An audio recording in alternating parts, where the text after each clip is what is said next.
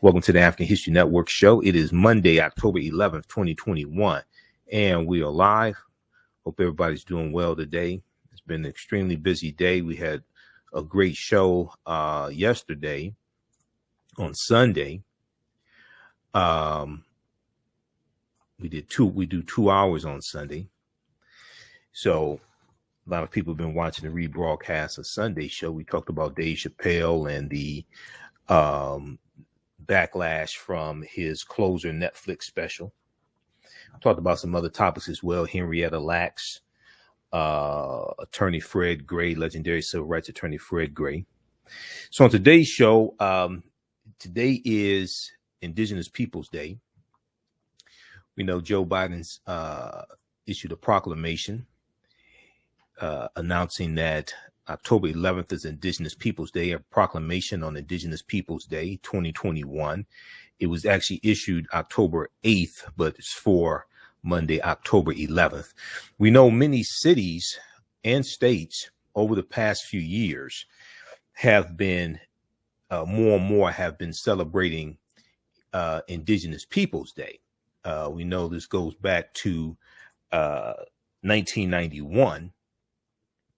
It's believed that South Dakota was the first to celebrate Indigenous Peoples Day. But since 1991, dozens of cities, several universities, and a growing number of states have adopted Indigenous Peoples Day, a holiday that celebrates the history and contributions of Native Americans. Now, it's also important to note that there were African people in the Americas for tens of thousands of years as well. There were African people in the Americas for tens of thousands of years also. And we'll talk about that some as well. We'll share a clip from my friend, Dr. David Imhotep, author of the book, The First Americans Were Africans, Documented Evidence. So we'll talk about that as well. We'll talk about, we'll deal some with the African presence in the Americas also. So I've been reading a number of different articles today about Indigenous Peoples Day. And, one of the good things about this is that it gives people a history lesson, because Americans are very ignorant of history. Americans are very ignorant of history. And I was listening to some radio shows today. I was listening to Reverend Al Sharpton's show today. And yeah, people really need a history lesson, because when you talk about Indigenous Peoples Day, that includes African Americans. The Khoisan have the oldest DNA on the planet. The Khoisan were here in this land we call the United States of America, going back at least 51,700 years ago. So I heard some people say, oh, well, what about the Moors? Things like the Moors are African people. The Moors are African people. But the Khoisan were here in this land that we call in the territory we call South Carolina, going back at least 51,700 years ago. Okay, this is even before the people who are called the Moors were called the Moors, who were African people coming from North Africa, some of them coming from West Africa. So we have to understand this history. Dr. Jose Pimenta Bay, who has a good essay in the book Golden Age of the Moor, which is edited by Dr. Ivor Van Sertima. Dr. Jose Pimenta Bay says, if you don't know the names that your people have had throughout history, you won't know how to find yourself in history. If you don't know the names that your people have had throughout history, you won't know how to find yourself in history. Okay. So we'll deal with some of this history today. Also, we'll talk about Dave Chappelle, because Dave Chappelle is getting support from Netflix. Okay. Dave Chappelle is getting support from Netflix, and Netflix is saying that they're not going to pull his special, The Closer, behind backlash from LGBTQ organizations like GLAAD and other organizations also. We talked about this on yesterday's show. Okay. All right. So we'll discuss that as well. And then we'll let you know about what's going on at the Social Justice Conference 2021 at Hartford Memorial Baptist Church, where I will be speaking on Saturday, October 16th. I'll be doing a workshop there. My workshop is 10 a.m. classroom 306. Social Justice Conference 2021, Hartford Memorial Baptist Church here in Detroit. It's taking place October 15th, Friday, October 15th through Sunday, October 17th. I'll be speaking that Saturday.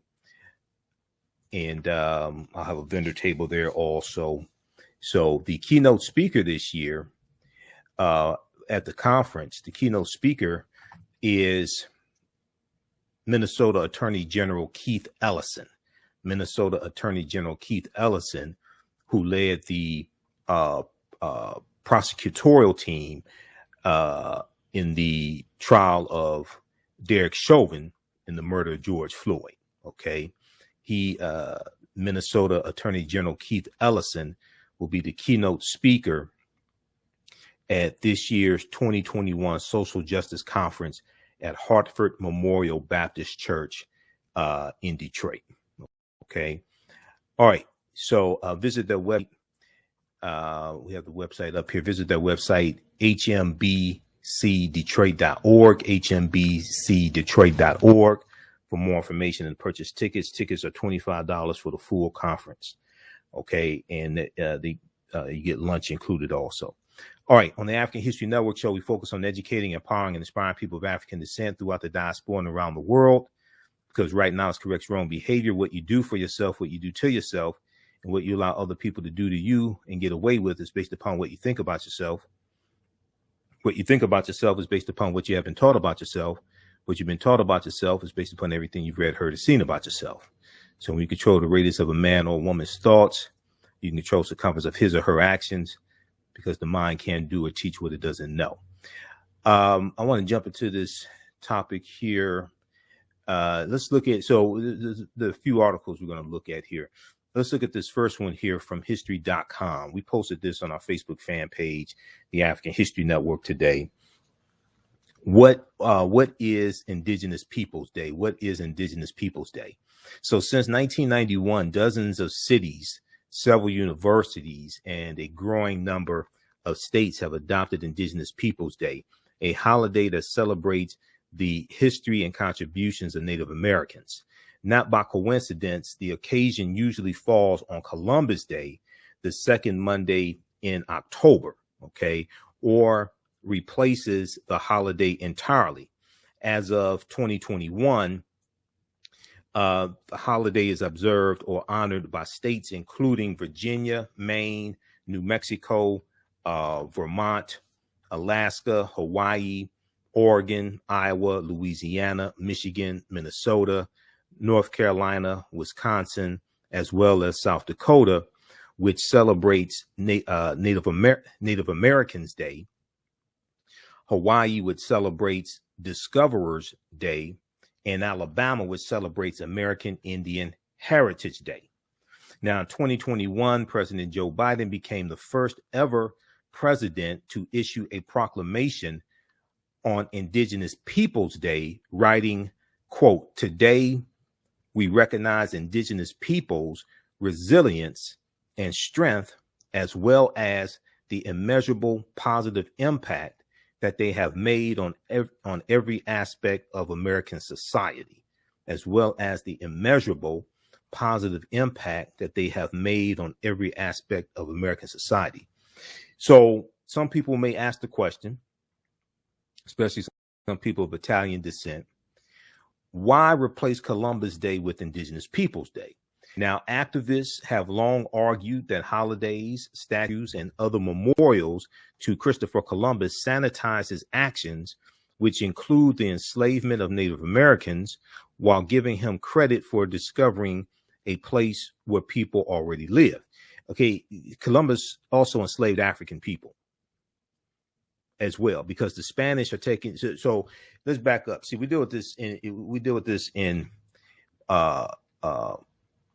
my class, Ancient Kemet, the Moors, and the Maafa, Understanding the Transatlantic Slave Trade, what they didn't teach you in school.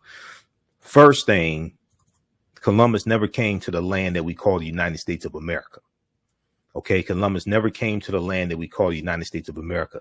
The closest Columbus comes to this land is Cuba, which is 90 miles away.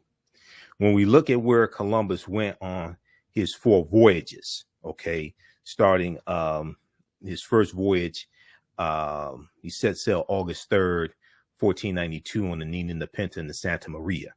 Okay. He goes into Haiti. He goes to Hispaniola. He goes into Cuba, Jamaica, Puerto Rico, Honduras. He never comes to the land we call the United States of America. This is the first thing we have to get straight. Okay. And the Spanish are not just enslaving Native Americans, but the Spanish are also going to take African people into these territories that they're conquering, into these islands that they're conquering, and they're going to enslave African people. They start taking them in about 1501, 1502.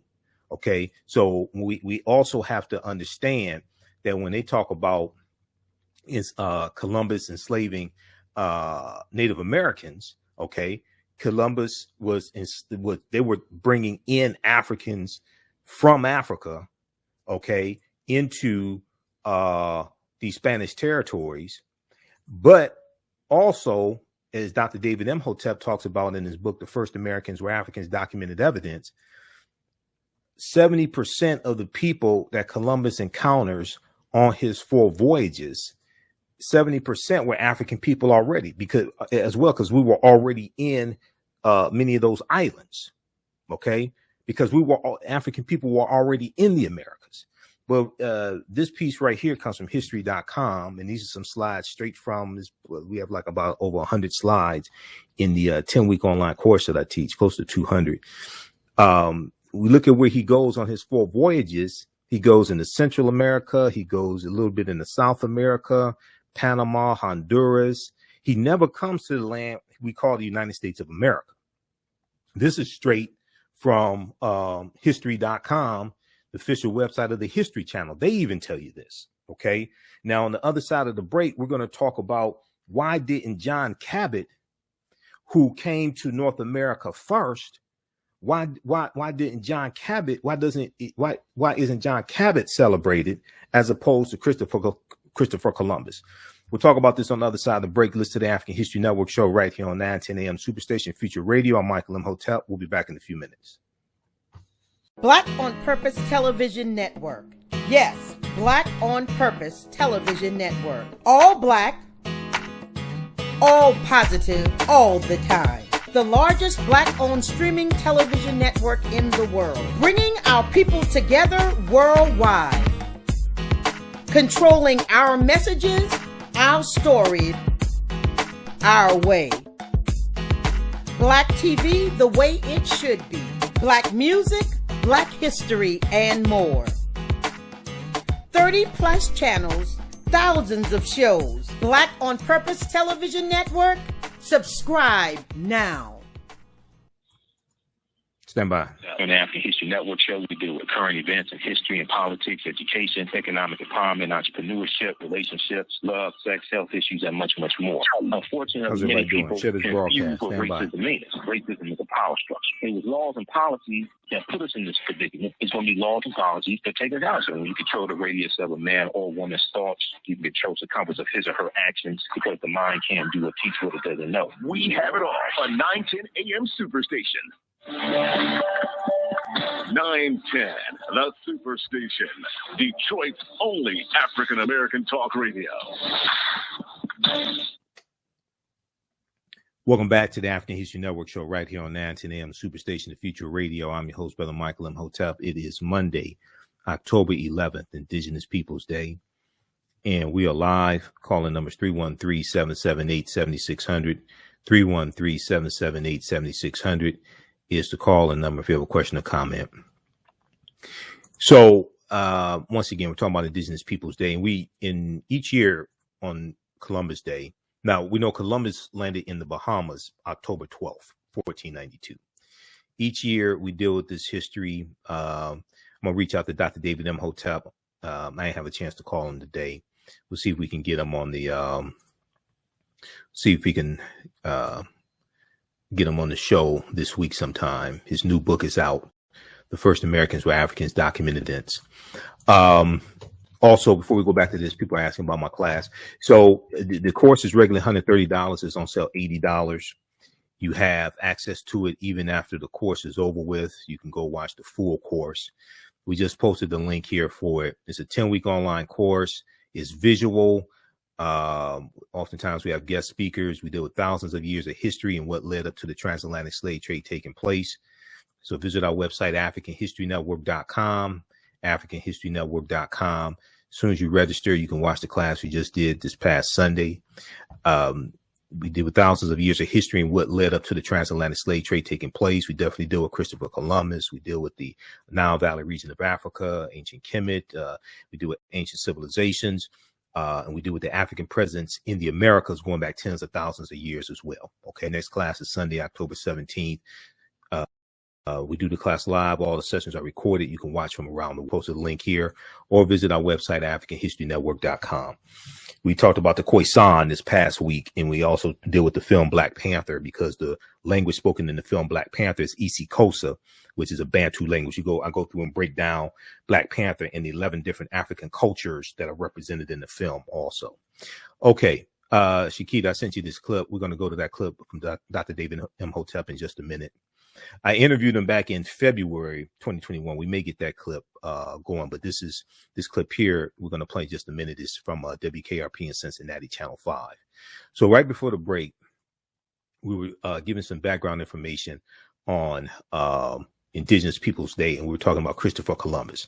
Now, some people I see things people saying forget Columbus, stuff like that. They're more colorful in their language. Christopher Columbus cannot be erased from history. To understand the transatlantic slave trade, you have to understand Christopher Columbus. When we talk about Haiti, Jamaica, Cuba, okay, Haiti, Jamaica, and Cuba are still feeling the effects of what happened over 500 years ago being conquered by Columbus and Spain. You cannot, we should not erase Columbus from history. We should not celebrate him because Columbus was a mass murderer. We should not celebrate Christopher Columbus. Columbus was a mass murderer. He was an enslaver. Okay. He was a master genocide, but Columbus helped lay the foundation for slavery, racism, capitalism, the exploitation of indigenous people, all of that. So you have to understand Christopher Columbus to understand slavery. We don't understand none of this history. That's why we're confused. Okay. I listened to some of the shows today and I'm like, what the hell are these people talking about? Okay. Indigenous Peoples Day applies to us as well.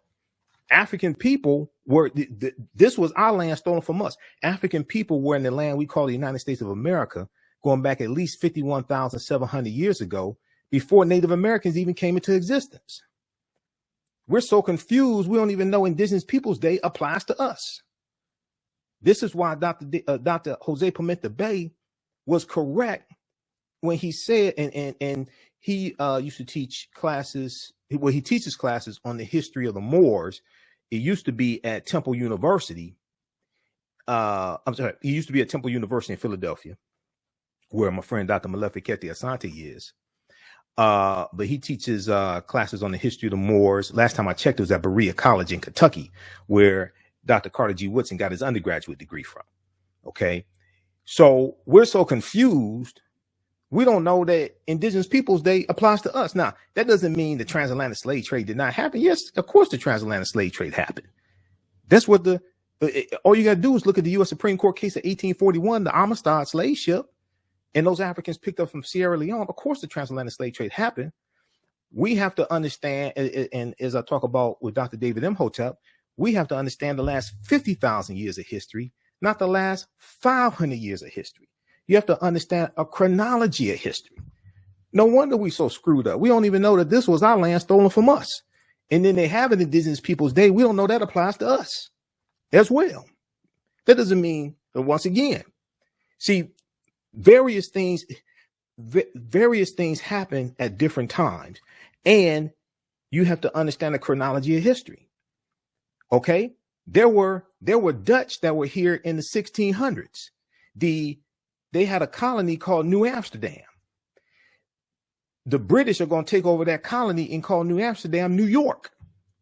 Just because there were British here in the 1600s, that doesn't mean British didn't come in the 1700s also. That doesn't mean you didn't have an influx in the 1700s. Just because Africans were here 51,700 years ago, just because you had a presence from ancient Egypt, ancient Kemet here as well, that doesn't mean Africans weren't brought here in 1619. They were brought here in 1526. The Spanish, once again, you got to understand the Spanish, because the Spanish were involved in the transatlantic slave trade before the English get involved. See, we don't understand our history. This is why I showed this article in those that we had class number 2 this past Sunday. So those who were in class this past Sunday, we know we talked about 1526 when the Spanish were taking Africans into the territory we call South Carolina and Georgia. Washington Post has a big article about this. See, this is why back when the 400th year anniversary, this is one of the problems I have with the 1619 project. There's some good information. You can use some of that information in there. It's flawed trying to associate the 13th Amendment with mass incarceration. That means you don't understand the Northwest Ordinance of 1787. Okay. And don't understand that the 13th Amendment did not re-enslave African Americans. See, that comes from not understanding history and not understanding law. I interviewed Dr. Darrell Scott, history professor from Howard University, for almost 2 hours. That's archived at our Facebook fan page, The African History Network, and our YouTube channel, Michael Imhotep. We got deep into that conversation. That's a bunch of nonsense. This is one of the problems with Ava DuVernay's documentary 13. Bunch of nonsense. No, the 13th Amendment did not re-enslave Black people. No, there's just a total misunderstanding. No, there's no damn loophole. It's a total misunderstanding. Okay, and not understanding law. Though that law already applied to white people, and is based upon the Northwest Ordinance of 1787. And after slavery ends, they're giving the same rights that white people have. They're giving those to African Americans. That's why you have a Civil Rights Act of 1866, which allows African Americans to enter into legal agreements and things like this, and it's giving them rights. And that forms the foundation of the 14th Amendment of 1868. But this article right here, this deals with the Spanish bringing Africans into the territory we call South Carolina in 1526, 93 years before 1619. This is why when the 400th year anniversary of 1619 took place, I'm like, okay, we can talk about 1619, August 20, 1619 in Virginia, and 20 and odd Africans on the White Lion pirate ship because English pirates hijacked the San Juan Bautista Portuguese slave ship that picked up 350 Africans in Angola. They hijack it around Veracruz, Mexico, and they're going to take about 50 Africans from the San Juan Bautista and put them on 2 English pirate ships called the White Lion and the Treasurer. And those English pirate ships come into Virginia, August 20th, 1619. 20 and odd Africans are exchanged for food and water and supply. We can talk about that history. But also we need to talk about the fact that in 1619, codified slave laws didn't even exist in any of the 13 colonies. Because in the 13 colonies, they didn't have slavery at that time. They had indentured servants. They didn't have codified slave laws. The first colony that had codified slave laws is Massachusetts in 1641. They don't come to Virginia to 1661. Now, yes, you can make the argument that some people were treated like slaves before they had codified slave laws, but 1619, when you go study those 20 and odd Africans, they're put into a form of indentured servitude, and then they're going to be released after about 3 to 5 years. Just a second, we lost our connection to the radio station. Let me call them back. So this is why we have to understand this chronology of history. But if we look quickly at this, and then we'll go back to Columbus and we'll go to this clip here. Before 1619, there was 1526, the mystery of the first enslaved Africans and what became the United States. Shakita, this is Michael. We lost our connection through Skype. Okay, and Rico on the line. Okay, all right. Stand by. Okay, just put me back on air. Okay, all right. Okay, so we're back. We dropped a call with Skype. We're in our remote studio calling into the radio station studio. So this article here from the Washington Post. Before 1619, there was 1526, the mystery of the first enslaved Africans and what became the United States. Spanish explorers brought 100 slaves to a doomed settlement in South Carolina or Georgia, in that area, because the geographic boundaries that are there today weren't there in 1526. That's before any English settlements are here. Okay, this is 93 years before Virginia, before Jamestown, Virginia, before 1619. Within weeks, the subjugated revolted, then vanished. Within weeks, the Africans rose up and overthrew their oppressors. Okay, this is dealing with the Spanish. Now, this is 20 years after Columbus dies. Columbus dies in 1506. Okay, but to understand the transatlantic slave trade, you have to understand Christopher Columbus. You have to understand Bartholomew de las Casas, right? Reverend Bishop Bartholomew de las Casas, who encourages the King of Spain to stop enslaving Native Americans and only enslave African people, because he says the Native Americans have suffered enough, which lead, and then you're going to have the Asiento of 1518 that King Charles V, also known as King Charles I, signs, that is a license given license to slave traders and other European countries to provide Spanish colonies with enslaved Africans. And this helps to expand the transatlantic slave trade. This is 1518. This is before the English are even involved in the transatlantic slave trade, because different European countries are getting involved at different times. The Portuguese are the first ones involved about 1441. Anton Gonzalez. The Portuguese are the first ones involved. They dominate for the first 200 years. The Spanish are right behind the Portuguese. So you have to understand this chronology of history. But if we look at this article quickly here, this is from September 7th, 2019. So it's the month after the 400th year anniversary, August 2016, 19.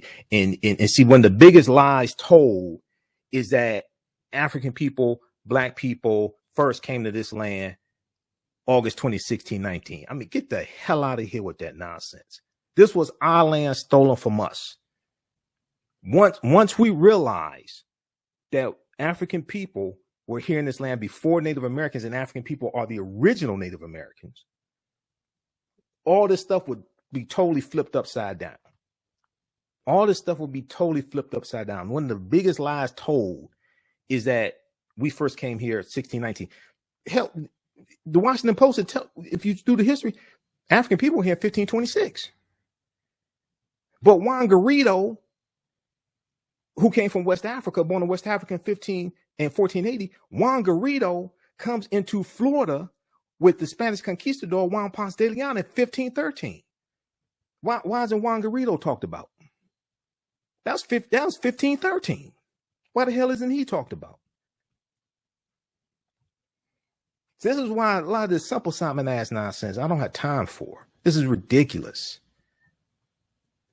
The country is marking the 400th year anniversary of the arrival of the first enslaved Africans to the English colony of Jamestown. The significance of their arrival cannot be overstated.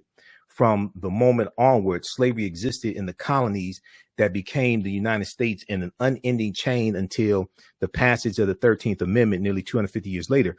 But those 20 and odd Africans were not the first enslaved Africans to set foot on the continent, on the continental U.S. That happened 93 years earlier when Spanish explorers brought 100 slaves with them to a doomed settlement in what is now South Carolina, Georgia. Within weeks, their arrival, those enslaved Africans revolted. Then they finished. Then they vanished. Now you have to understand, Columbus set sail August 3rd, 1492. This is late in the same year that the Spanish take back control of Granada, the last stronghold of the Moors, January 2nd, 1492. Those two dates are related. And you're going to have some Moors fleeing from Spain. You're going to have others who are going to be conquered and enslaved and taken into Spanish colonies and enslaved. And Christopher Columbus, he's involved in the transatlantic slave trade in the 1480s.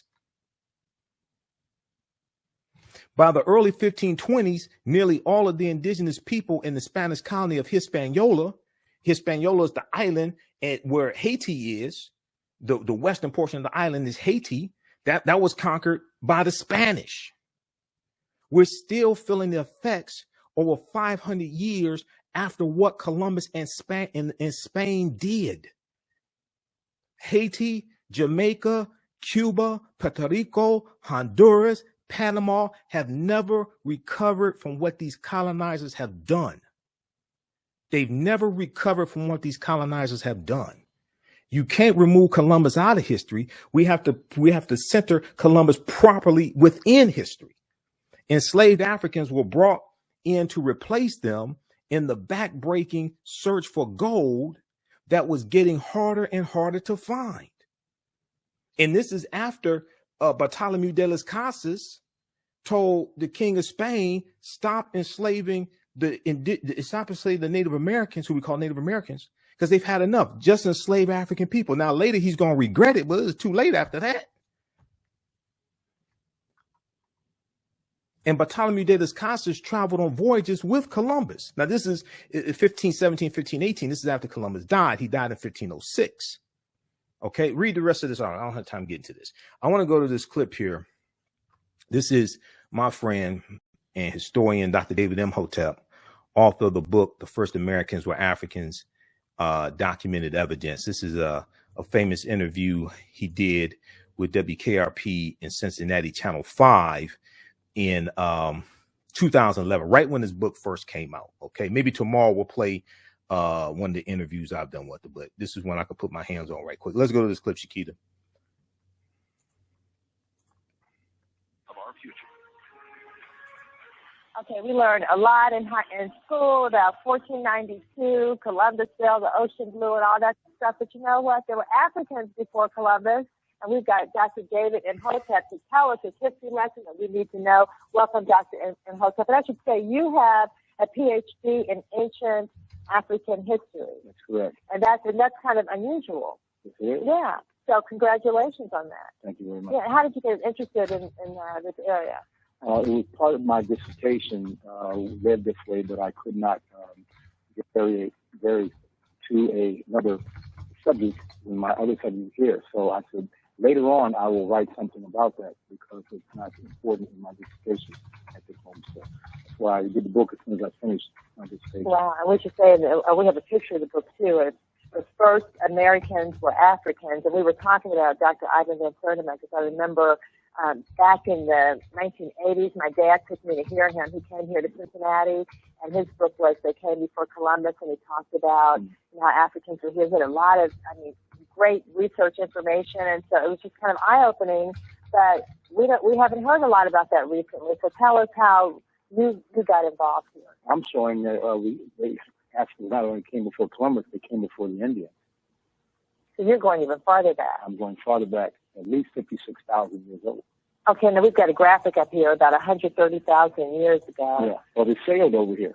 And when I lecture, people say, well, wait a minute, humans weren't known they were boating 130,000 years ago. And I beg to differ. Last year, New York Times quoted the BBC, and they wrote an article on how in Crete they have found a stone industry, stone tools, dating back to at least 130,000 years. And Crete has been an island in the middle of the Mediterranean for 5 million years. So they had to sail. And it was a continuous civilization, which means they were going back and forth. They knew how to navigate. So if they got to Crete 130,000 years ago, It's easy 70,000 years later that they could make it to the Americas. It's 56,000 years ago. Right. That's really. Now, how did you even get back to this research? I mean, this is just. Did you start by reading They Came Before Columbus, and then you expanded on that research? Yes. You see, 36 years ago, Dr. Van Sertima's book came out, and this information is piled on for 36 years. So many different things, so many cutting-edge articles and things have been found since then. Yeah, and what's the reaction you get when you talk about how Africans came here even before Native Americans? People are amazed. They're shocked. First in shock, and then they're smiling and some proud. And then, and what about the school systems? Because, have we gotten this information to the educational system? Not yet. The book has only been out for a month and a half. And what kind of feedback are you getting when you go around and talk about this? I mean, I'm assuming you're doing lectures around the country. Yeah, well, I always bring my peer-reviewed articles. Okay. Because my thesis, which is the same as my title, The First Americans to Africans, is backed up by 8 peer-reviewed journal articles, which is the height of academia. Wow. And so you've got credibility. I mean, people can see this research. What do you think? Do you think this is going to change history at all? Well, for hundreds of years in Europe, people thought that the world was flat. It took a while for them to be able to say the world was round in order to go out there and navigate and see it was indeed round. So it's going to take a little while for them to get around it, but it will happen. Well, and tell us a little bit about these Africans who came before the Indians, before Columbus. They came here, and they were first. They came to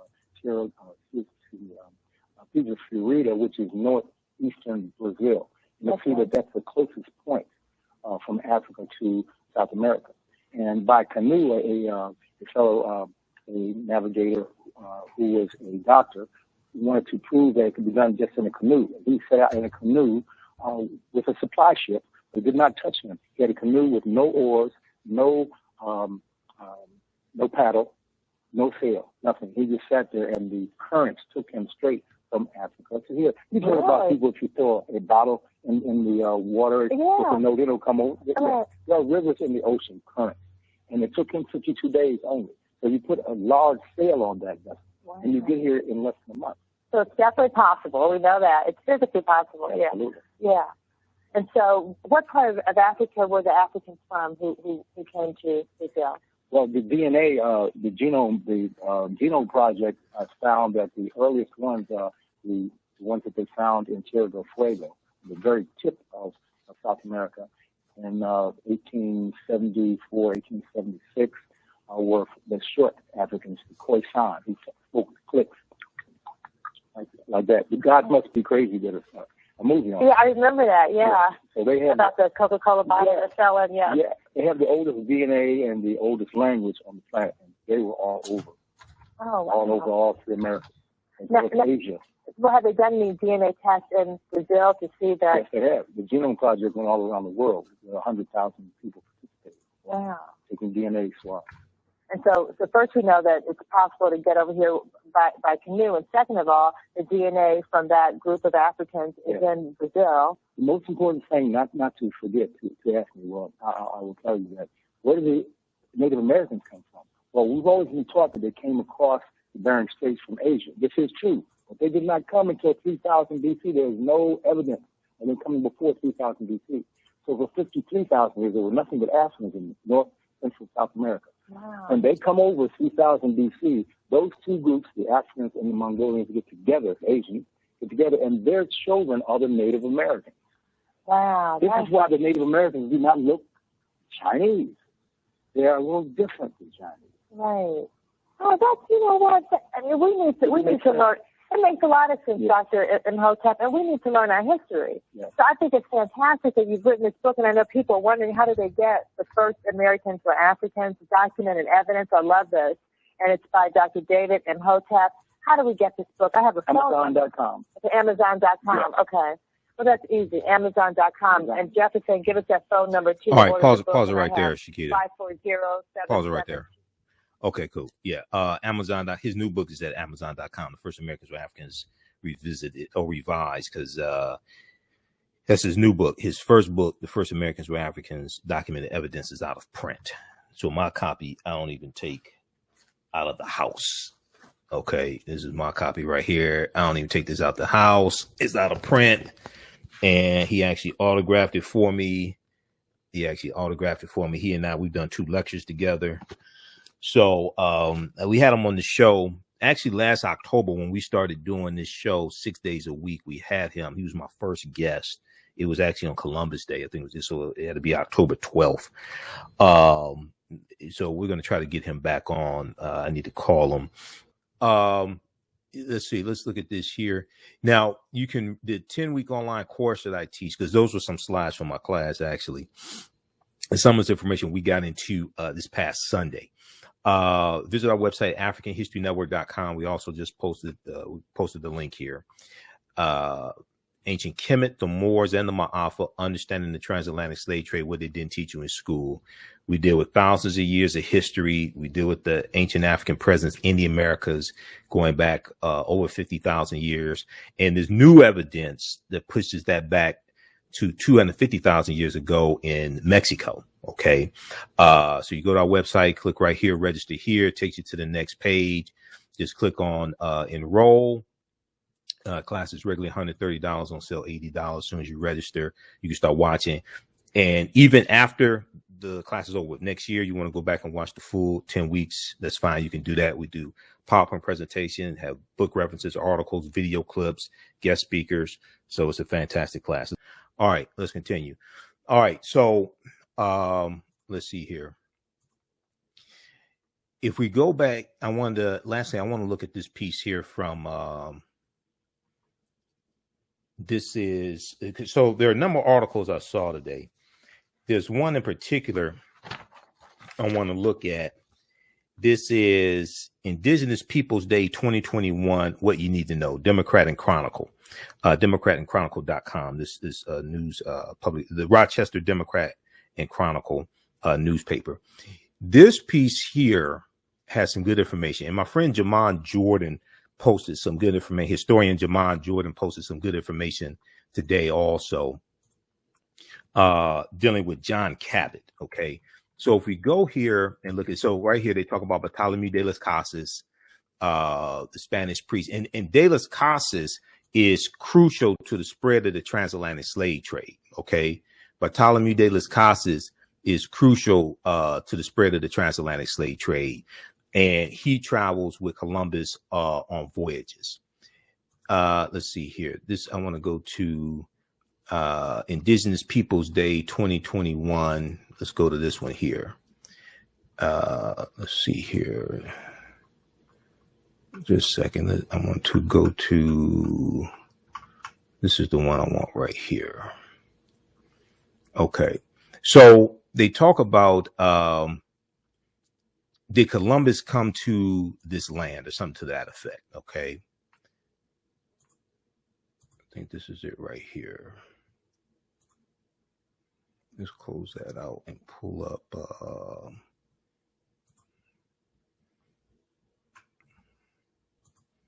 This is the one I want right here. Let's see if we can get the screen share going with this one here. But they talk about, did Columbus ever come to this land? Did Columbus ever set foot in North America? Okay, that's the question. And let's see, those watching on Facebook and YouTube, keep watching on our YouTube channel, The African History Network, The African History Network, and Michael Imhotep, IMHOTEP on YouTube, because we're out of time here. We'll talk about this some more on tomorrow's show. But long story short, did Columbus ever set foot in North America? No, he did not. They're telling you this. We'll continue this tomorrow. Those watching on Facebook and YouTube, keep watching. Right now, it's correct your own behavior. It's not over till we win. Wakanda forever. We'll talk to you tomorrow. Visit our website, AfricanHistoryNetwork.com. Register for my 10-week online course. And then also, I'll be at Hartford Memorial Baptist Church Saturday, October 16th. My workshop is 10 a.m. for the Social Justice Conference 2021. We'll talk to you tomorrow. Peace. Okay. All right. Let's see here. Okay. Did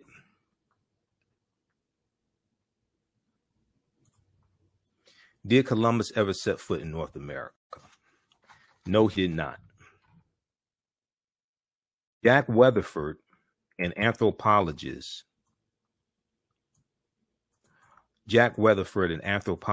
wrote in an article for the Baltimore Evening Sun.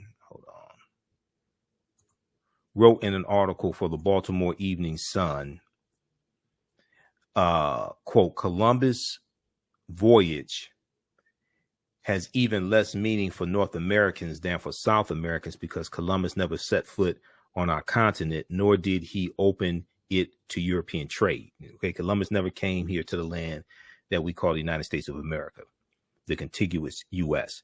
The Spanish come here because Juan Ponce de Leon comes into Florida. It was Juan Ponce de Leon that gave Florida its name. Okay, Florida is in reference to flowers. The name Florida is in reference to flowers. It was Juan Ponce de Leon, the Spanish conquistador, that gave Florida its name. Quote, Scandinavian Vikings already had settlements here in the 11th century, and British fishermen probably fished the shores of Canada for decades before Columbus. Jack Weatherford said, okay, the first European explorer to thoroughly document his visit to North America was the Italian explorer Giovanni Cabot, Italian explorer, who sailed for England's King Henry VII, and became known by his anglicized name, John Cabot.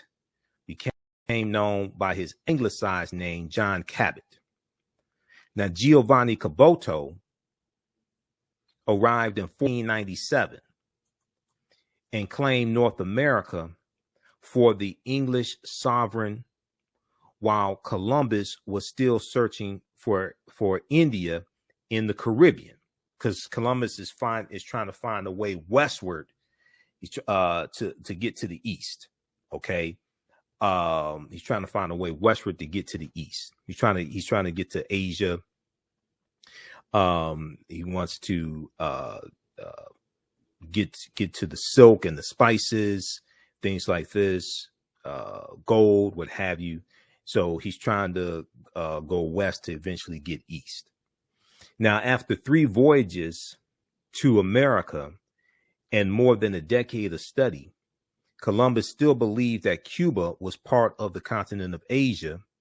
South America was only an island, and the coast of Central America was close to the Ganges River.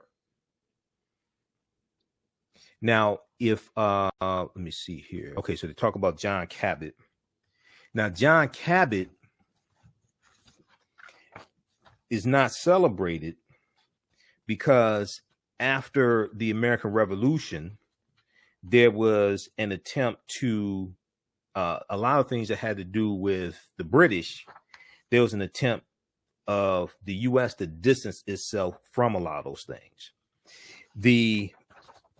There's a push by Italian immigrants to celebrate Columbus, okay, because he was Italian. Even though he conquered on behalf of Spain, he was Italian. If we go back to, okay, let's look at this. When was the first Columbus Day? Though it wasn't recognized as a federal holiday until 1971, Italian immigrants had celebrated Columbus Day for centuries, commemorating the 300th anniversary of his arrival to the Caribbean on October 12, 1792. October 12, 1792. Mariano, Mariano A. Luca of Buffalo led the campaign for the national holiday. Mariano A. Luca led the campaign for the national holiday.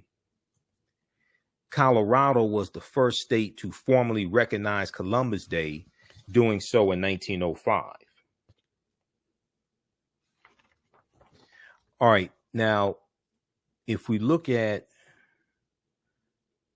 if it never made it to North America, if he never made it to North America, why is Columbus celebrated? If he never made it to North America, why is Columbus celebrated?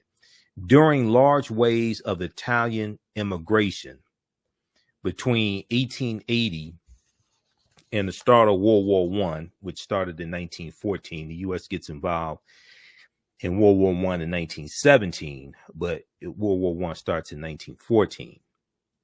Newly arrived Italians faced ethnic and religious discriminations. Newly arrived Italians faced ethnic and religious discriminations. Yeah, they were at the bottom with the Greeks. The Irish were below them, but yeah, they were the Italians and the Italians and the Greeks and the Irish. They're going to face a lot of discrimination, not as much as African Americans, of course. So did Chinese as well. Chinese Exclusion Act of about 1917. Different other groups absolutely did face discrimination, and depending upon which area of the country it was, it could be more intense than other areas. The first anti-drug laws in this country are basically the Anti-Opium Laws, going back to about 1845 in California. That was directed towards Chinese men who were working on the railroads, because there was a fear that these Chinese men would seduce white women. If white women were high on opium, or they would try to rape white women, what have you. So the first anti-drug laws, or the Anti-Opium Laws, directed towards Chinese men. In New Orleans in 1891, 11 Sicilian immigrants were lynched. In New Orleans in 1891, 11 Sicilian immigrants were lynched. A year later, President Benjamin Harrison became the first president to call for a national observance of Columbus Day. Okay, this is 1892. This would be the 400th year anniversary of Columbus setting sail on his first of 4 voyages. So a year later, which would be 1892, President Benjamin Harrison became the first president to call for a national observance of Columbus Day in honor of the 400th anniversary of Columbus' arrival, NPR reported. Now, Italian Americans viewed celebrations of Columbus as a way to become accepted into mainstream American culture and throughout the country. Italian Americans viewed celebrations of Columbus as a way to become accepted into mainstream American culture and throughout the country. They began to advocate for Columbus recognition, citing the controversy around Columbus, Akron. Citing the controversy around Columbus, Akron, Ohio recognizes Italian American Heritage and Culture Day instead. Italian American Heritage and Culture Day instead. Now, okay, and the first Columbus Day was Colorado was the first state to formally recognize Columbus Day, doing so in 1905. Okay. In Rochester, New York, Rochester has recognized the holiday of Indigenous Peoples Day going back to 2018, when Mayor Lovely Warren officially proclaimed the day as Indigenous Peoples Day. Okay, so read this here. This is from the Rochester Democrat and Chronicle newspaper. Check out this article here. Indigenous Peoples Day 2021, what you need to know. Indigenous Peoples Day 2021, what you need to know. Okay, so there are a lot of good articles give more background information, shed more light on this.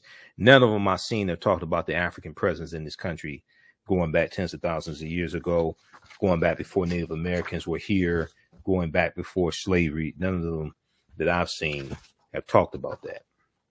That's problematic. And unfortunately, I was listening to Reverend Al-Sharpton the day he don't even know this stuff. So this is like really, really problematic. I want to go back to this first one here. This is from history.com, official website of the History Channel. Then we're going to give an update on Dave Chappelle.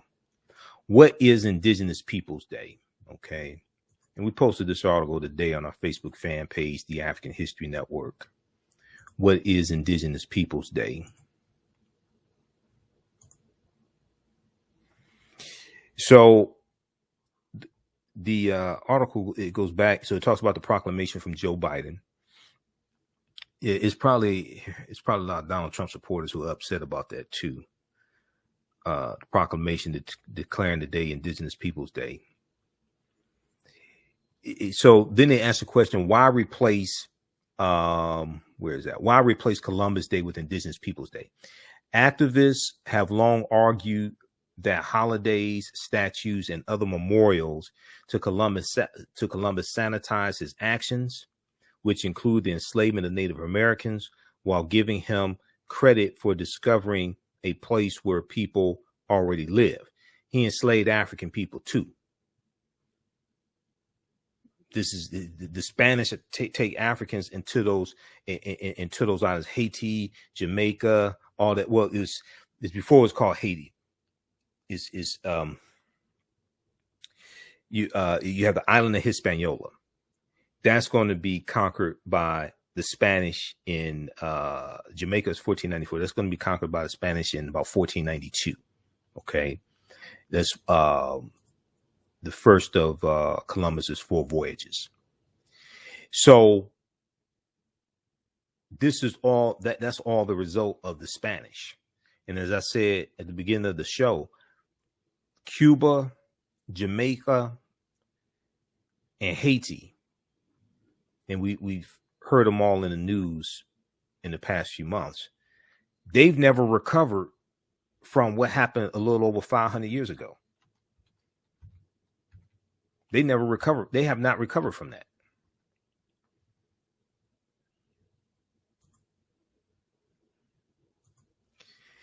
The other thing is that Columbus was using nautical instruments that was based upon technology that the Moors introduced into Europe. This is why I say I wish we had never taught them. All this stuff, when you study history of the Moors, all that stuff that we taught them came back to kick us in the behind.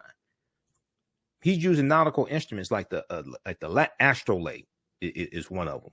It's based upon nautical instruments that the Moors introduced into Europe. The Moors are introducing almanacs, spherical globes, nautical instruments, things like this. I heard one person calling Reverend Al-Sharpton show today and said that the Europeans didn't know what was in what did he say? The Europeans didn't know what was in those other lands, or didn't know what was here, things like this. The Moors are introducing almanacs into Europe, showing what's the Africans had already circumnavigated the globe.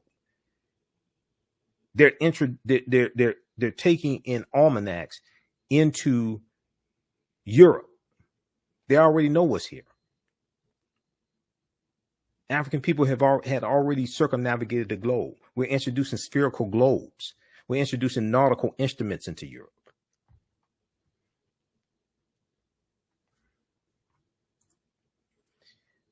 All right, let's see here. Columbus Day became federal holiday. Oh, sorry. Columbus Day is not just a holiday. It represents the violent history of colonization in the Western Hemisphere, said Leo Kilsback, a professor of American Indian Studies at Arizona State University. Columbus Day became a federal holiday in 1937, in part because of efforts by Roman Catholic Italian Americans. Okay, in part by efforts from Roman Catholic Italian Americans during the late 19th and early 20th century members of the stigmatized ethnic and religious groups successfully campaigned to establish a Columbus Day in order to place Catholic Italians like Christopher Columbus into American history. All right.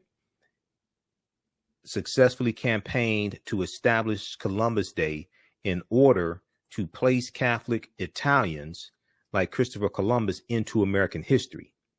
In doing so, they edged out people of Anglo-Saxon descent who wanted a federal holiday honoring Leif Erikson as the first European to reach the Americas. But decades later, the question of which European got here first is beside the point. Indigenous Peoples Day represents a much more honest and fair representation of American values, writes Killsback, who is a citizen of the Northern Cheyenne Nation of southeastern Montana. Okay, so read the rest of this here. And Leif Erikson, the Vikings, yeah, Leif Erikson actually came here before the Spanish come here. And let's see, let's try to pull this up here.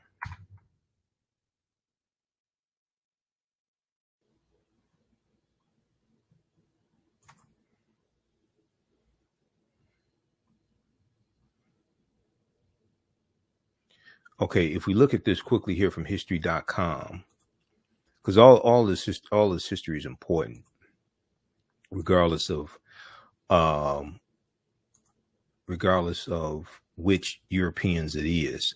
All this history is important. Well, let's go to, I want Leif Erikson. Just a second. Let's look at this article here on Leif Erikson, son of Eric the Red. So this is from history.com, official website of the History Channel.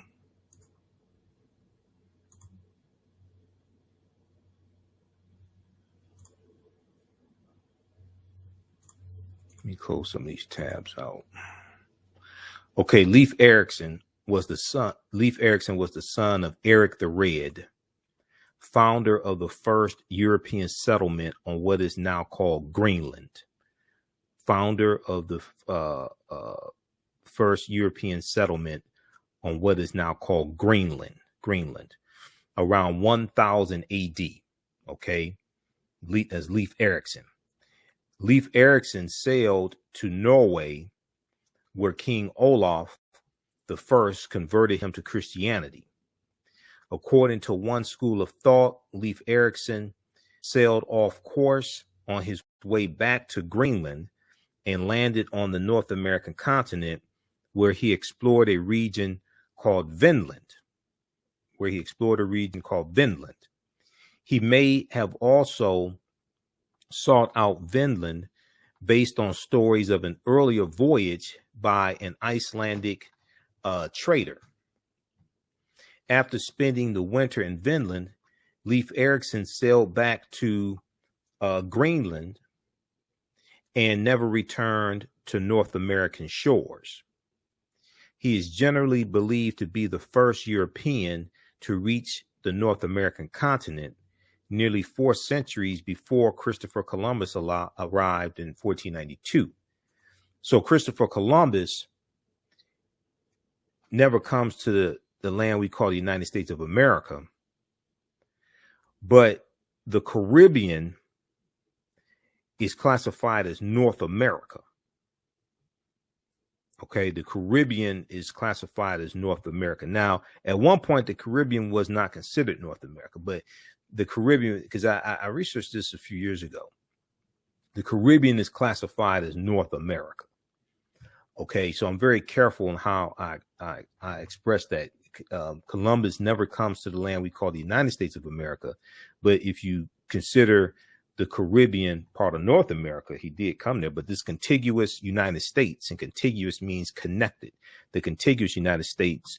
So we know Alaska and Hawaii are not part of the contiguous United States. Okay, they're separate from this landmass. Columbus never comes to this landmass that we call the United States of America. Okay, so read this here on Leif Erikson also.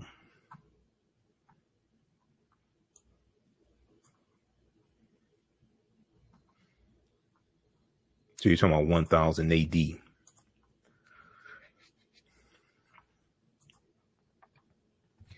Okay, now if we look at this piece here from thegrio.com, this is something I talk about in my class. Black explorers we should celebrate instead of Columbus. Black explorers we should celebrate instead of Columbus. Let's look at this here.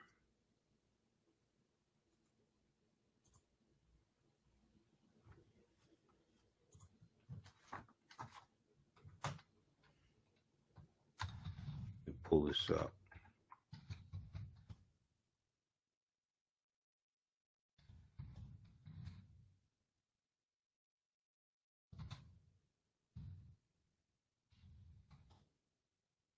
Black explorers we should celebrate instead of Columbus.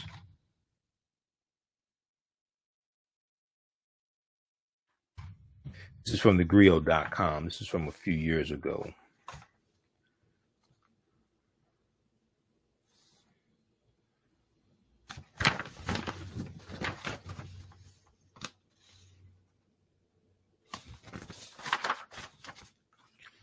Okay, yeah, this is from 2015.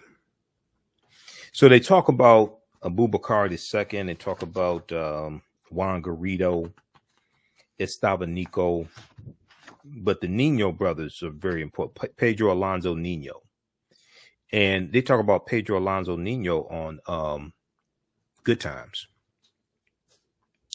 There's an episode where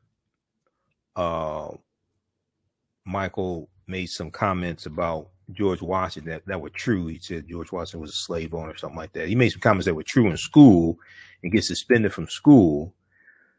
And James is going to give him a spanking, and he starts dropping some Black history, some African history. And he talks about Pedro Alonso Nino, who is navigating one of Columbus's ships. Okay, let's go to this here. Black explorers we should celebrate instead of Columbus.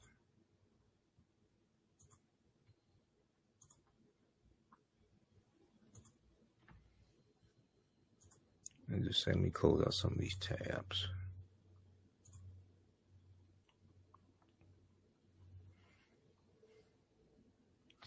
The Nino brothers, Pedro Alonso, also Peralonso, Nino, Francisco, and Juan, described as El Negro,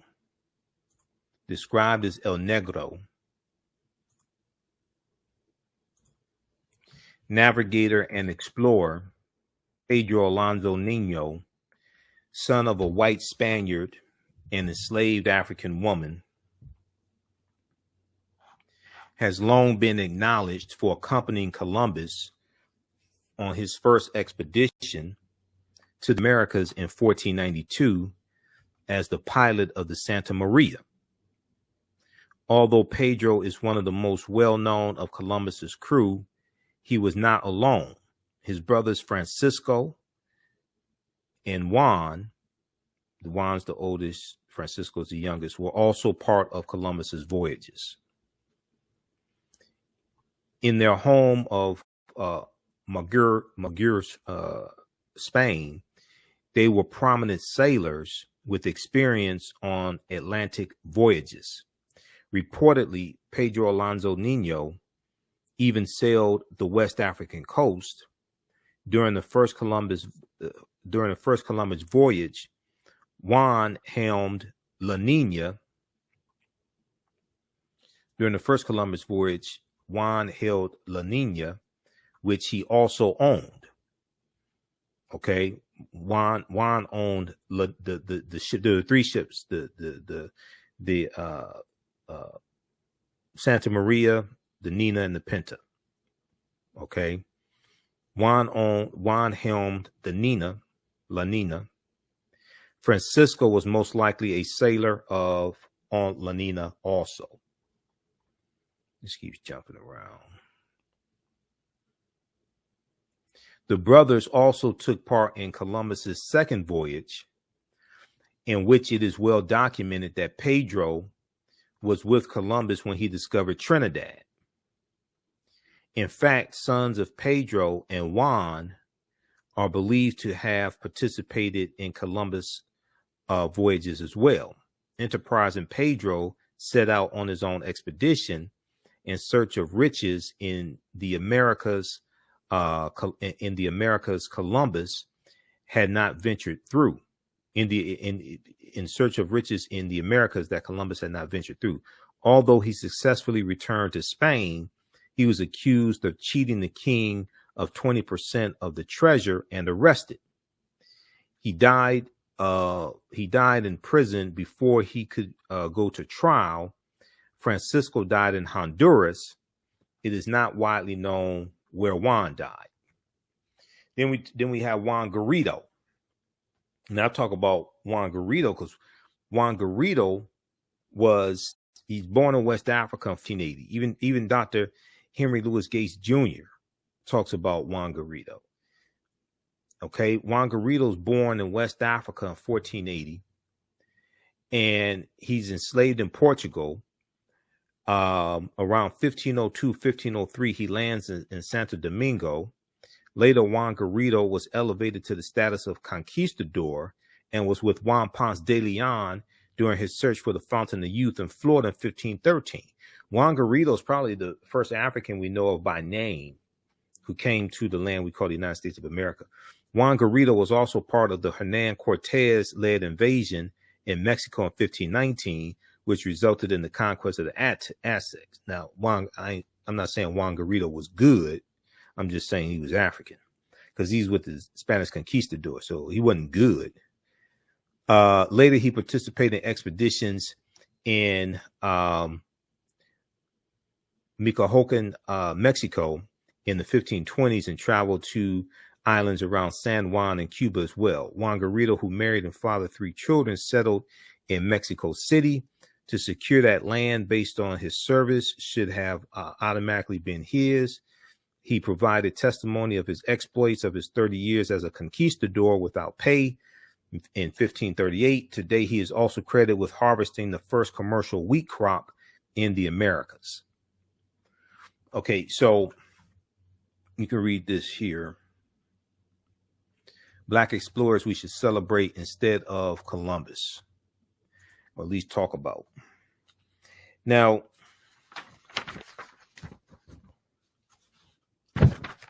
okay, we got that. New York Times has a good article on, let's see, what is this, people? This is People's Day. This is USA Today. This is People's Day. Okay. Thought about that. This is the proclamation at whitehouse.gov. Read this. And there's a lot of executive orders here also because there's a lot of executive orders that Biden has done, and a lot of people don't know about them either. Going back to the day he was inaugurated, there's 10 executive orders the day he was inaugurated that he did. A proclamation on Indigenous Peoples Day 2021. This was signed October 8th, 2021. Okay. So read this also.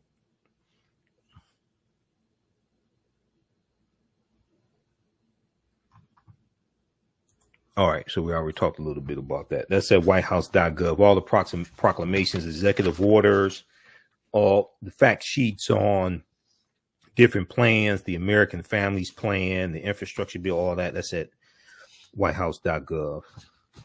Okay. If you like this type of information, you can register for the, I teach 2 10-week online courses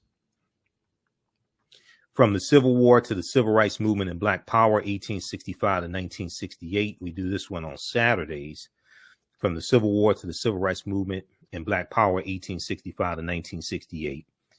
This one picks up where Understanding the Transatlantic Slave Trade leaves off. We do this Saturdays, 12 noon to 2 p.m. Just click right here on register here, takes you to the next page, click on enroll. We focus on what led up to the Civil War starting. And then we go so we start with the Louisiana Purchase of 1803. We go through history chronologically to see what leads to the Civil War. And then we look at 1865 to 1877, Reconstruction era. We look at Jim Crow era and the laws and policies put in place to reverse the gains that African Americans were making, and also the policies put in place in changing the state constitutions to take back control of the state governments. Also, Mississippi, Alabama, Missouri, Alabama, South Carolina, things like this. We look at World War I, World War II, Great Migration, Civil Rights Movement, and Black Power movement. Okay, just click on register here, and takes you to the next page. Click on enroll. You can register for that class. As soon as you register, you can watch the class we just did this past weekend. Okay, that is from the Civil War to the Civil Rights Movement and Black Power, 1865 to 1968. So we do a PowerPoint presentation. We have book references, articles, video clips, everything. And then the first class that I teach is Ancient Kemet, the Moors, and the Maafa. Understanding the Transatlantic Slave Trade, what they didn't teach you in school. And that one we deal with thousands of years of history. We deal with the African presence in the Americas dating back over 50,000 years ago. This one here, we do this on Sundays, 12 noon to 2 p.m. Eastern Standard Time. As soon as you register, you watch the class we just did this past Sunday. This is on sale $80, regularly $130. Even after the 10-week online course is over with, you still have access to the full class. You can still go back and watch it because all the sessions will be archived. We do the sessions live. You can see me in class. I can't see you. We have a live text chat, so you can ask questions also. So we'll post this link here also. Okay. All right. Let's shift gears here and talk about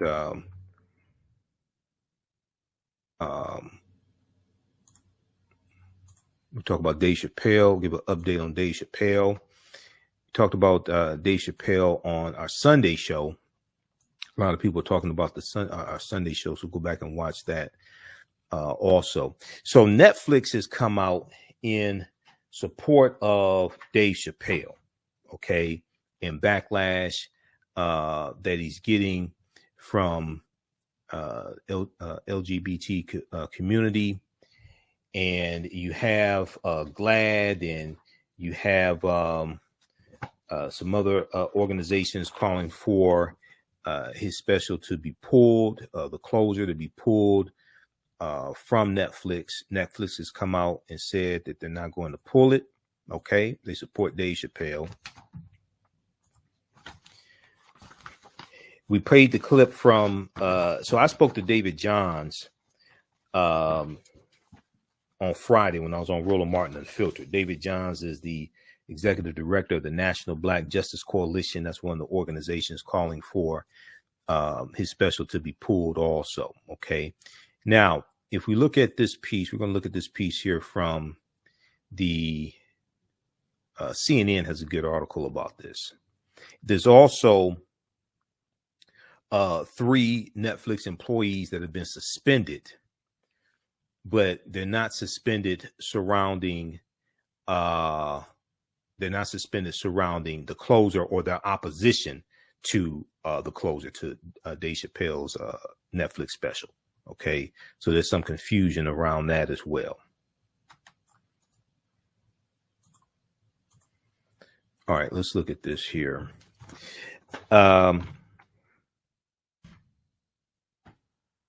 We look at this piece here from CNN.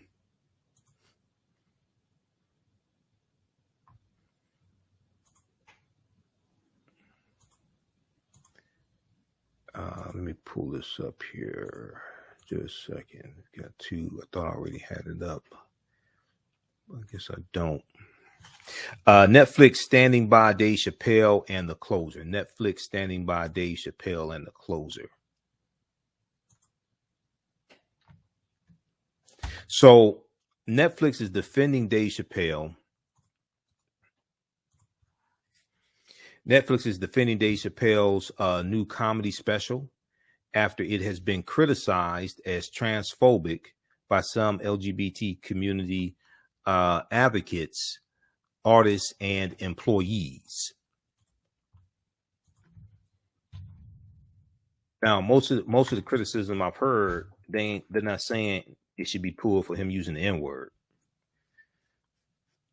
I just find it interesting. I just find that you can say whatever you want to about us and dehumanize us. Nobody calls for those things to be taken down. But you say something about the LGBT community, then they come out of the woodwork and they want stuff taken down and all this stuff. Okay, if we look at this here. All right, so Netflix is defending Dave Chappelle's comedy special after it's been criticized.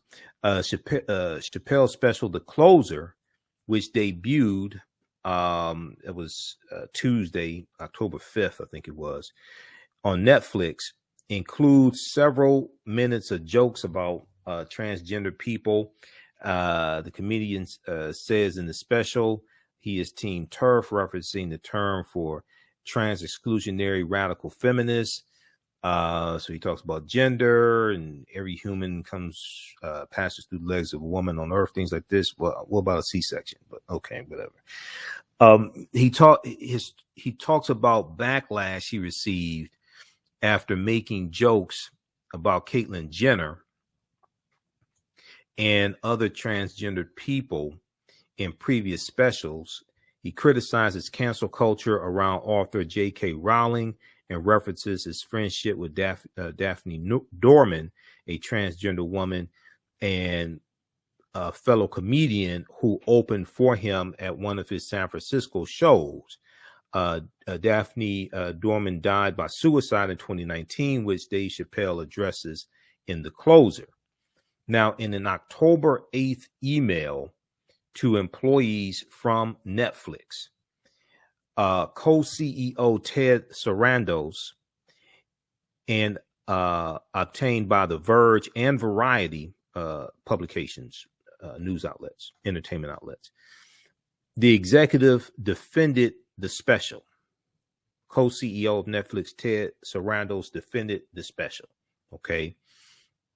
He said, let's go back to this here. Hold on.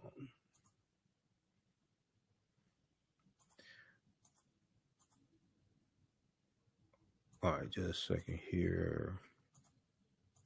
Okay, so one of the things that's interesting here is that he said that they know they're going to have employees that may disagree, and they're free to disagree.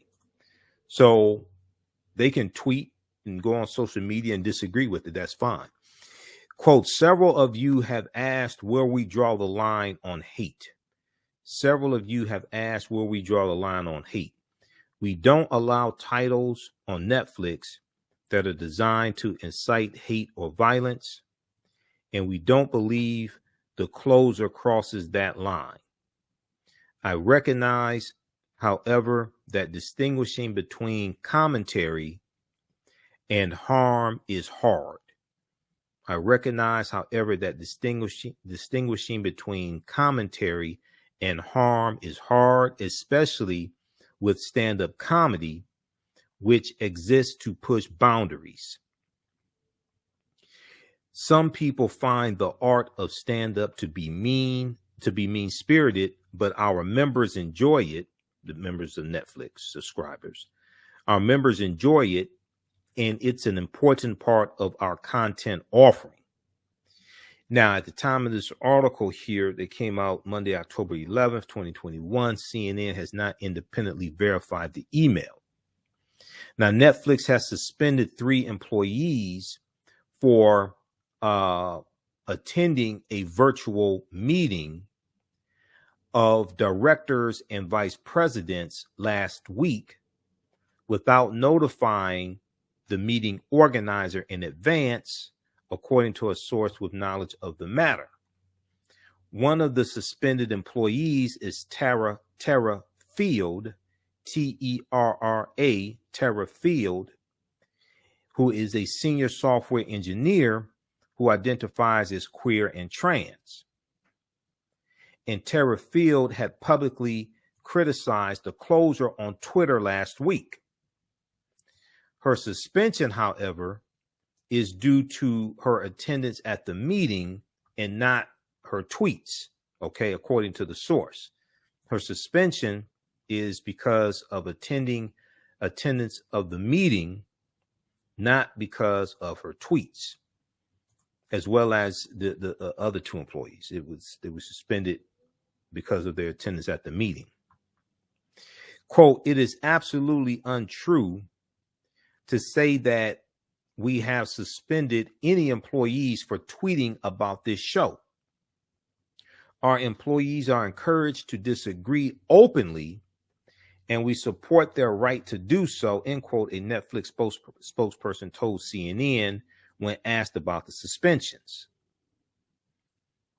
Now, Tara Field tweeted last week that Dave Chappelle's special ridiculed the existence of trans people.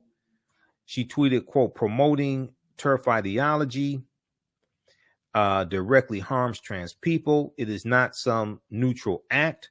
This is not an argument with two sides. It is an argument with trans people who want to be alive and people who don't want us. It is an argument with trans people who want to be alive and people who don't want us to be." Now, Tara Field ended her thread with the names of 37 transgendered non-conforming people who've been killed throughout 2021.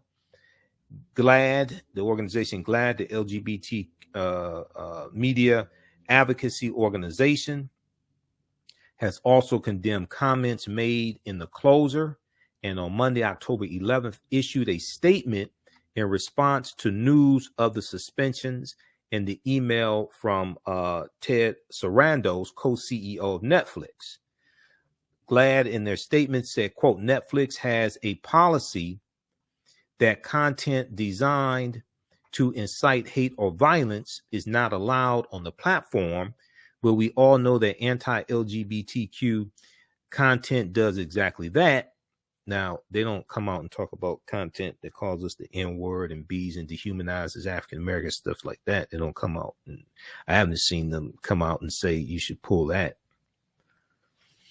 While Netflix is home to groundbreaking LGBT stories, now is the time for Netflix execs to listen to the LGBT community, LGBT employees, industry leaders, and audiences, and commit to living up to their own standards, end quote, the organization tweeted. CNN, at the time of this article, has reached out to representatives of Dave Chappelle.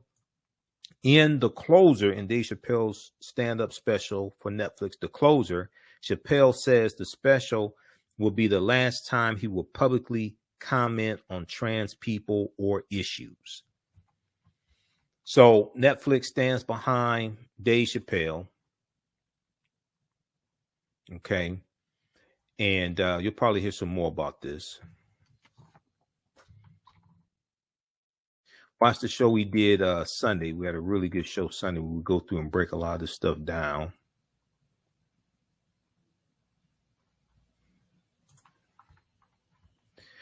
All right. Let's see here.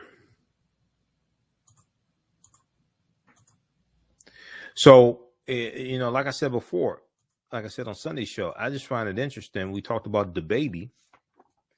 We cleared up some misinformation because the baby's case was dismissed. It appears that was a case of self-defense. His gun charge, that case was dismissed. So I know Dave Chappelle talked about it briefly. The baby shot and killed somebody at a Walmart. But when we looked at the details of that case on yesterday's show. That case was dismissed. And the gun charges were dismissed against the baby. It appears that was a situation of self-defense. He was defending himself against somebody who, it appears, apparently from the details, it appears somebody was trying to kill him, or at least shoot him, harm him. Let's see here. Okay. So we've got that.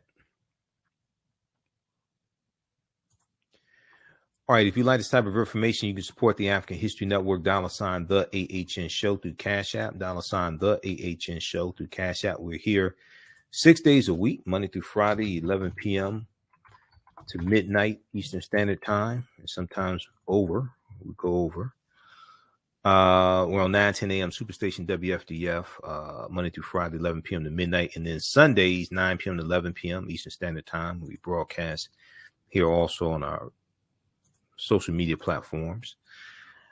This is our official Cash App account, $ the AHN Show, SHOW. When you go to it, it says Michael and shows my picture there. These other ones are fake African History Network Cash App accounts. Those are not me. So the substance, keep doing the research, stay on the air, keep broadcasting. I will be at the Social Justice Conference is coming up Friday, October 15th through Sunday, October 17th at Hartford Memorial Baptist Church. So I will be there that Saturday. Their keynote speaker on Saturday will be Keith Ellison, who is the state's attorney general for Minnesota, and he led the prosecutorial team that prosecuted Derek Chauvin for the murder of George Floyd. Okay, so they have a day of workshops. There's a keynote speaker. There's a panel discussion, keynote speaker. My workshop is at 10 a.m. I'll be in classroom 306. Classroom 306. The conference is $25 per person. This is some information here. Minnesota Attorney General Keith Ellison, the headline 2021 Hartford Social Justice Conference here in Detroit. Okay. And visit their web. Let's see. And for more information, let's see. The Social Justice Conference is an annual event at Hartford Memorial Baptist Church, and attracts some of the most prominent speakers in the county. I think they meant to say country. A few years ago, Larai from CNN was the keynote speaker, so I got to meet Angela Rye because I was there and I was doing a workshop. I'm usually one of the workshop presenters each year. Sister Mary Grant invites me to be a workshop presenter. I'll have a vendor booth there also on Saturday, so we'll have my DVD lectures, and you can purchase that, and we'll register people for online courses also. Register at the door. Donation is $25. For more information, visit the website hmbcdetroit.org, hmbcdetroit.org, or call 313-861-1285, 313-861-1285. Okay, but the website is here, hmbcdetroit.org. You can register at the door. When you register, they ask you like which workshops you want, so you can let them know that you want Michael Imhotep's workshop. I'm in classroom 306. My workshop is at 10 a.m. My workshop is going to be on this year's theme is dealing with the Black church and like social justice, things like this. So my workshop is on Black liberation theology as a tool to fight against white supremacy, and some of the history of Black liberation theology movements, significant African-American figures who've used Black liberation theology to organize and fight for freedom, going back during slavery, various forms of Black liberation theology, slavery, civil rights movement, after Reconstruction, all of that. So we'll deal with some of that history. Okay. That's 10 a.m. Saturday, October 16th. All right, look, we have to get out of here. Remember, at the African History Network, we focus on educating, empowering, and inspiring people of African descent throughout the diaspora and around the world, because right now it's correct wrong behavior. It's not over till we win. Wakanda forever. We'll talk to you tomorrow. Peace. Black on Purpose Television Network. Yes, Black on Purpose television network. All black, all positive, all the time. The largest black-owned streaming television network in the world, bringing our people together worldwide. Controlling our messages, our stories, our way. Black TV the way it should be. Black music, black history, and more. 30+ channels, thousands of shows. Black on Purpose television network. Subscribe now. We all know the cannabis industry is headed toward an uprise in the past decade. What happens when there is a brand that brings this uprise in a blow? The cannabis industry welcomes her uprise. Hustle her hemp. Delivering excellence with pride is her watchword, and how you choose to embrace it makes it a priority. From cultivating rich cannabis into exquisite and tastefully finished CBD products to delivery, Hustle Her Hemp leaves no stone unturned. Hustle Her Hemp's mission is to empower women of color by building business and creating legacies, uniting beauty, health, and business. We are a pure definition of how we want the CBD industry to become in the future. While we are redefining innovation, we bring the same energy to improving the quality of life. Hustle Her Hemp is the new uprise.